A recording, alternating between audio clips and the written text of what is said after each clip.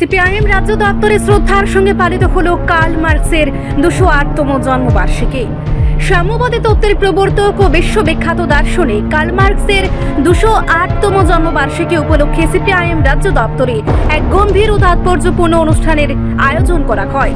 অনুষ্ঠানের শুরুতেই দলের নেতা ও কর্মীরা কার্ল মার্কসের প্রতিকৃতিতে পুষ্পার্ঘ্য অর্পণ করে তাকে শ্রদ্ধা জানান। এরপর এক সংক্ষিপ্ত সভার আয়োজন করা হয়, যেখানে উপস্থিত ছিলেন দলের বিভিন্ন স্তরের নেতৃত্ব, কর্মী ও সমর্থকরা।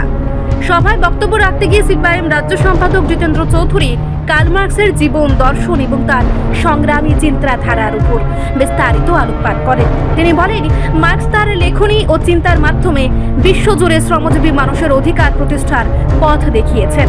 পুঁজিবাদী শোষণের বিরুদ্ধে তার তত্ত্ব আজও সমানভাবে প্রাসঙ্গিক। তিনি আরও উল্লেখ করেন, বর্তমান সমাজে ক্রমবর্ধমান বৈষম্য ও অর্থনৈতিক অসাম্যের প্রেক্ষাপটে মার্কসের দর্শন নতুন করে প্রাসঙ্গিক হয়ে উঠেছে। তার দেখানো পথ অনুসরণ করেই একটি শোষণমুক্ত সাম্যবাদী সমাজ গড়ে তোলা সম্ভব। অনুষ্ঠানে অন্যান্য নেতৃবৃন্দ বক্তব্য রাখেন এবং মার্কসের আদর্শকে সামনে রেখে সংগঠনকে আরো শক্তিশালী করার আহ্বান জানান। সবশেষে উপস্থিত সকলে কার্ল মার্কসের আদর্শকে ধারণ করে সমাজে ন্যায়, সমতা ও মানবিক মূল্যবোধ প্রতিষ্ঠার অঙ্গীকার গ্রহণ করেন। এবং বন্ধুগণ, আজ 5ই মে, আজকের এই দিনে 1808 খ্রিস্টাব্দে, আজ থেকে 208 বছর আগে, 1808 খ্রিস্টাব্দে জার্মানির টিয়ের নদীর তীরে কার্ল মার্কসের জন্ম হয়েছিল। আজ তার 208তম জন্মবার্ষিকী তথা 209তম জন্মদিবস। আজকের এই দিনে আমরা সিপিআইএম রাজ্য দপ্তরে তার প্রতি আমরা শ্রদ্ধা জ্ঞাপন করছি। এটা সকলেই জানেন, কার্ল মার্কস তার মাত্র 29 বছর বয়সে পৃথিবীর সর্বশ্রেষ্ঠ মতবাদ, যার মধ্য দিয়ে সভ্যতার শুরু থেকে পৃথিবীতে সমস্ত মানুষ, যে গোলার্ধেই হোক, যে দেশেই হোক, স্বাধীন বা পরাধীন বা পরবর্তী সময়েতে যেখানে সমাজ পরিবর্তন হয়েছে, এত অক্লান্ত পরিশ্রম করার পর একটা বড় অংশের মানুষ, তারা দুবেলা খেতে পায় না। তাদের ন্যূনতম জীবন ধারণের জন্য যে প্রয়োজন, তা থেকে বঞ্চিত হন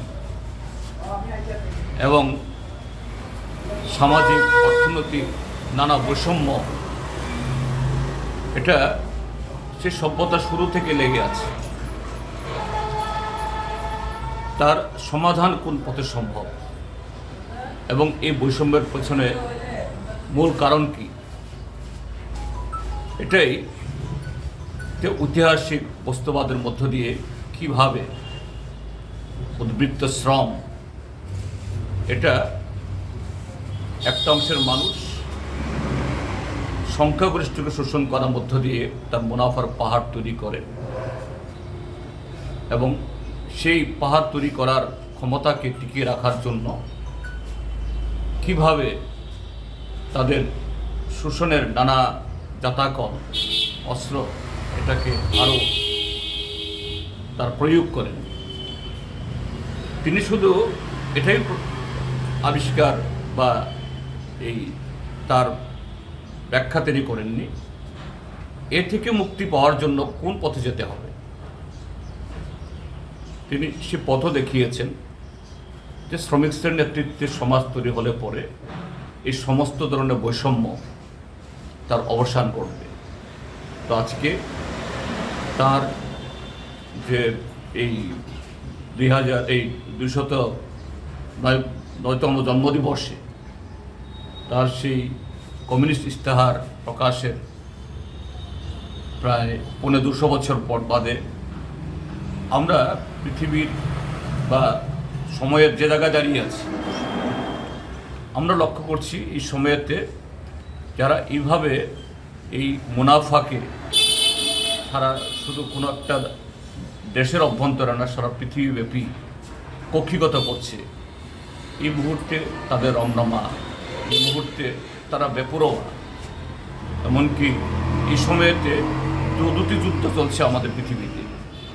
তো সেই জায়গায় দাঁড়িয়ে আমরা মার্ক্সকে শুধু আনুষ্ঠানিক স্মরণ করা না, কীভাবে তার সেই দেখানো পথ ধরে, এবং যেটা একটা সময়তে সোভিয়েত ইউনিয়নে, বর্তমান চীন, কিউবা, ভিয়েতনামে সেই মুক্তির পথ আগলে মানব সমাজের এই সমস্যার সমাধান করছে, আমাদের এই দেশেও সারা পৃথিবীর সাথে সে লড়াইকে এগিয়ে নিয়ে যাওয়ার শপথ গ্রহণ করার মধ্য দিয়েই মহামতি পৃথিবীর সর্বশ্রেষ্ঠ দার্শনিক কার্ল মার্ক্সকে আমরা স্মরণ করছি। রিপোর্ট সংবাদ প্রতীক্ষা।